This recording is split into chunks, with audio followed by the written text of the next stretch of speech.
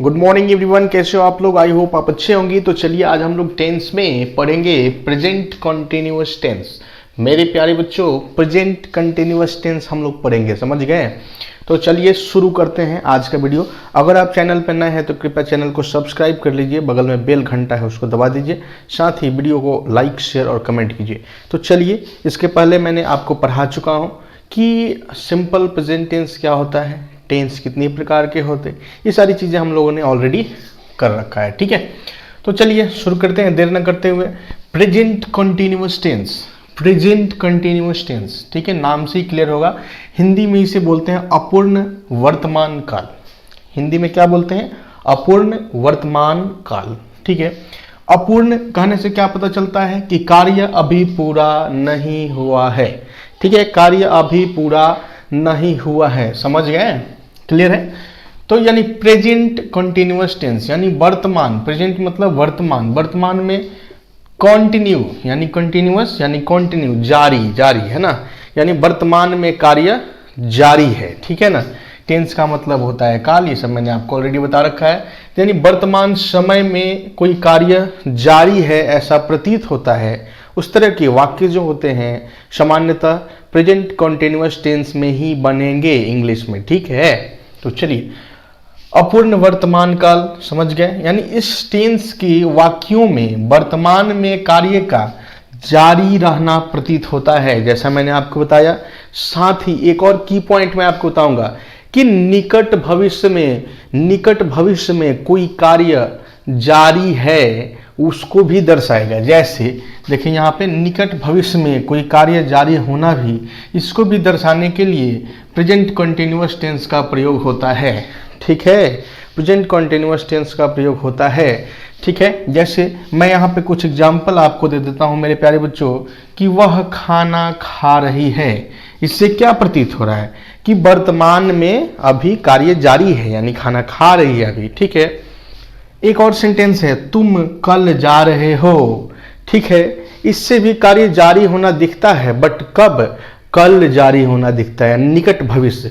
इसी की मैं बात कर रहा था, देखिए यहाँ पे निकट भविष्य की। तो इस तरह के जो वाक्य होते हैं ये प्रेजेंट कंटिन्यूअस टेंस में बनेंगे इंग्लिश ग्रामर में, इसको बिल्कुल दिमाग में फिट कर लीजिए, ठीक है। अब चलिए, सामान्यतः इसका पहचान क्या होता है हिंदी में अगर वाक्य हो तो उसको आइडेंटिफाई कैसे करेंगे कि ये प्रेजेंट कंटिन्यूअस टेंस में है या नहीं, ठीक है। तो सामान्यतः हिंदी में जो वाक्य होते हैं उसमें रहा है, रहे हो, रही है इत्यादि लगा होता है, तो आप समझ जाना मेरे प्यारे बच्चों कि ये प्रेजेंट कंटिन्यूअस टेंस में वाक्य बनेगा, ठीक है ना। यानी इंग्लिश में प्रेजेंट कंटिन्यूअस टेंस में ये बनेगा, यानी वर्तमान में कार्य जारी है। तो पहचान आप समझ गए, ये है पहचान इसका, ठीक है। अब आते हैं इसके स्ट्रक्चर पे कि सेंटेंस को फ्रेम कैसे करेंगे, इंग्लिश ग्रामर में सेंटेंस को कैसे बनाएंगे प्रेजेंट कंटिन्यूअस टेंस में। तो आइए देखते हैं। तो आइए मेरे प्यारे बच्चों, इसका स्ट्रक्चर हम लोग देख लेते हैं कि स्ट्रक्चर क्या होगा, सेंटेंस कैसे फ्रेम होगा प्रेजेंट कंटिन्यूअस में, ठीक है। तो इसका स्ट्रक्चर क्या होगा, देखिए, सब्जेक्ट सबसे पहले क्या होगा, सब्जेक्ट, ठीक है, plus am is are plus verb one plus ING plus object, ठीक है। Subject plus am is are plus verb one plus ING plus object, ठीक है। वर्ब का आपने फॉर्म पढ़ा होगा, ठीक है, उसमें वर्ब प्लस आईएनजी वाला भी फॉर्म होता है, ठीक है। अब यहाँ पे देखिए एक सेंटेंस है, मैं पटना जा रहा हूँ। मेरे प्यारे बच्चों, मैं पटना जा रहा हूँ, इसका क्या बनेगा, ठीक है। सबसे पहले समझिए सब्जेक्ट कौन है, सब्जेक्ट कौन है, तो जो डूअर होता है, जो कार्य करने वाला होता है वो सब्जेक्ट होता है, ठीक है। तो कार्य करने वाला कौन है भाई, मैं, तो ये सब्जेक्ट है।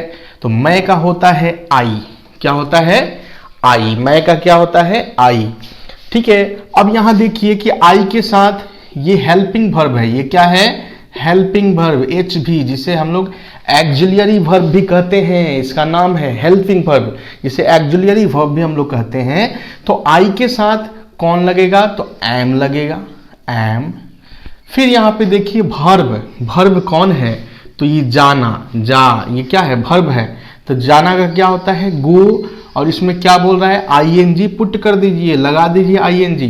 तो आई एम गोइंग, और फिर यहां देखिए कि ऑब्जेक्ट है कि नहीं, विदाउट ऑब्जेक्ट भी हो सकता है। तो ऑब्जेक्ट यहां पे क्या है, पटना। कहां जा रहा है, पटना, तो PATNA, Patna, full stop. I am going Patna, but ये इनकम्प्लीट सेंटेंस है, ठीक है।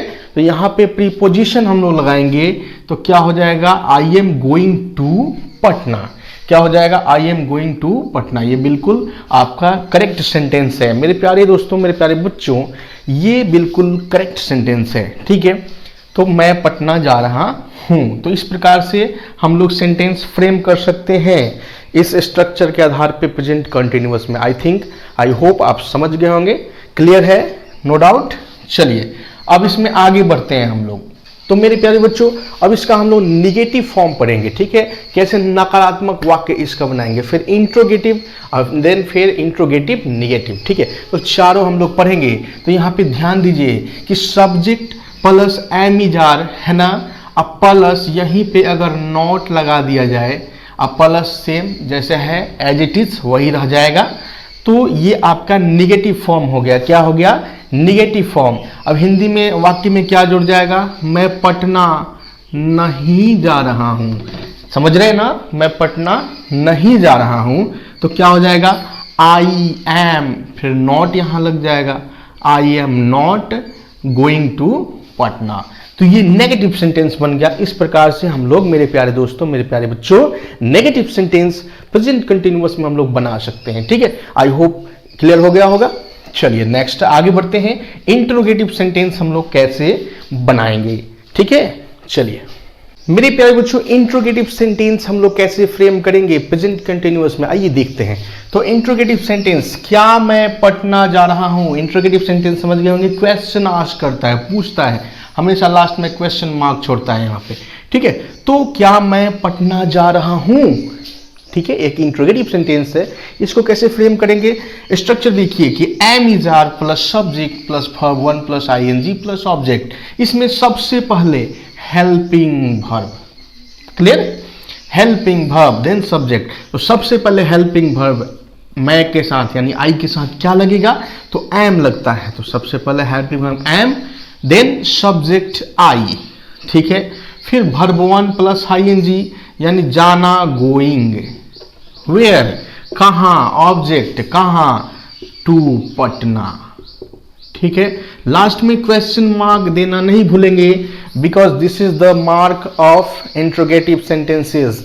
तो दिस इज वेरी नेसेसरी, ये बिल्कुल ही आवश्यक है। अगर ये आप छोड़ देते हैं तो सेंटेंस आपका कंप्लीटली रॉन्ग हो जाएगा, ठीक है। तो इसलिए इसको देना बेहद ही जरूरी है, क्वेश्चन मार्क जरूर लगाना है, ठीक है। तो क्या मैं पटना जा रहा हूं, ये सेंटेंस आपका कंप्लीट हो गया मेरे प्यारे दोस्तों, मेरे प्यारे बच्चों। चलिए नेक्स्ट, इंट्रोगेटिव नेगेटिव सेंटेंस कैसे हम लोग फ्रेम करेंगे, इसको देखते हैं मेरे प्यारे दोस्तों। इसी में क्या हम नहीं लगा देंगे तो हमारा इंट्रोगेटिव नेगेटिव सेंटेंस नहीं बन जाएगा, बन जाएगा, एब्सोल्युटली बन जाएगा, ठीक है। इसी में ये एक सेंटेंस है, क्या मैं पटना, और यहां पे नहीं लगा देता हूं, ठीक है। ये एक सेंटेंस हो गया इंट्रोगेटिव नेगेटिव सेंटेंस, ठीक है। स्ट्रक्चर में हम सब्जेक्ट के तुरंत बाद नॉट, तब ये वर्ब 1, ठीक है। ध्यान दीजिए, सब्जेक्ट के तुरंत बाद नॉट, तब वर्ब 1 प्लस ING, ठीक है। ध्यान दीजिए, तो क्या मैं पटना नहीं जा रहा हूं, तो एम आई, और तुरंत क्या कर रहा है, सब्जेक्ट के बाद नॉट लगा दो, क्या लगा दो, नॉट लगा दो। तो am I not going to Patna. तो ये आपका इंट्रोगेटिव नेगेटिव सेंटेंस बन गया, ठीक है। I think this is very simple, और ये आप बिल्कुल समझ गए होंगे। तो हम लोगों ने चारों फॉर्म पढ़ लिया, पॉजिटिव सेंटेंसेस का, नेगेटिव, इंट्रोगेटिव और इंट्रोगेटिव नेगेटिव, चारों फॉर्म हमने पढ़ लिया प्रेजेंट कंटिन्यूअस में कैसे हम लोग बनाएंगे, ठीक है। तो आइए कुछ एक्सरसाइज हम लोग कर लेते हैं। तो आइए दोस्तों, मेरे प्यारे बच्चों, हम लोग बात कर रहे थे निकट भविष्य की, ठीक है। किसकी बात कर रहे थे, निकट भविष्य की। तो निकट भविष्य से संबंधित एक वाक्य मैं आपके सामने लेकर आया हूं कि मैं कल छपरा जा रही हूं, मैं कल छपरा जा रही हूं या जा रहा हूं, ठीक है। तो इस तरह के वाक्य जो होते हैं ये निकट भविष्य में कार्य जारी होने को दर्शाते हैं, ठीक है, ठीक है ना। तो इसको कैसे बनाएंगे, तो देखिए बहुत ही सिंपल है, आप लोग बताइए। I am going to Chhapra और कल का क्या होता है, टुमारो, छपरा टुमारो, ठीक है। तो ये बन गया सेंटेंस इस प्रकार से। तो इसलिए आपको पूरे कॉन्सेप्ट को समझना है प्रेजेंट कंटिन्यूअस टेंस के, या कोई भी टेंस आप पढ़ रहे हो, सिर्फ उसके बेसिक और बिल्कुल ही उसका एकदम रहा है रही है पहचान लिया, ऐसा सिर्फ नहीं चलेगा। आपको कॉन्सेप्ट को समझना है, उसके भाव को।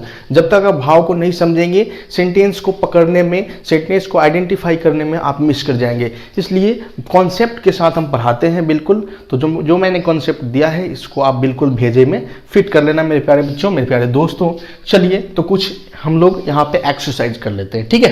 तो मेरे प्यारे बच्चों, यहाँ पे हम लोग कुछ एक्सरसाइज कर लेते हैं। जैसे सेंटेंस देखिए, पहला सेंटेंस, वे आ रहे हैं, वे आ रहे हैं।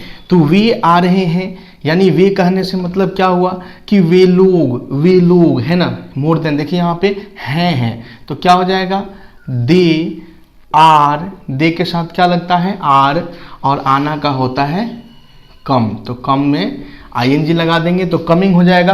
और आपको पता है कि जब भी वर्ब में ई होता है, अगर आईएनजी लगाना है तो ई वहां पे हट जाता है, ठीक है। चलिए एक और चीज मैं बता दूं कि आई के साथ ऑलवेज एम लगता है, ठीक है।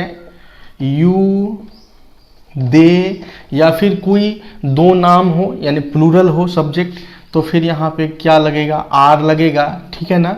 और ही, सी, इन सब के साथ, या कोई अकेले सिंगल नेम है तो उसके साथ इज लगेगा। क्लियर है। तो चलिए, वह अब कमा रहा है, तो वह का हो जाएगा ही के साथ हेल्पिंग वर्ब इज। कमाना का होता है अर्न, क्या होता है, अर्न, तो अर्निंग हो जाएगा। देखिए यहाँ पे अर्निंग, ठीक है।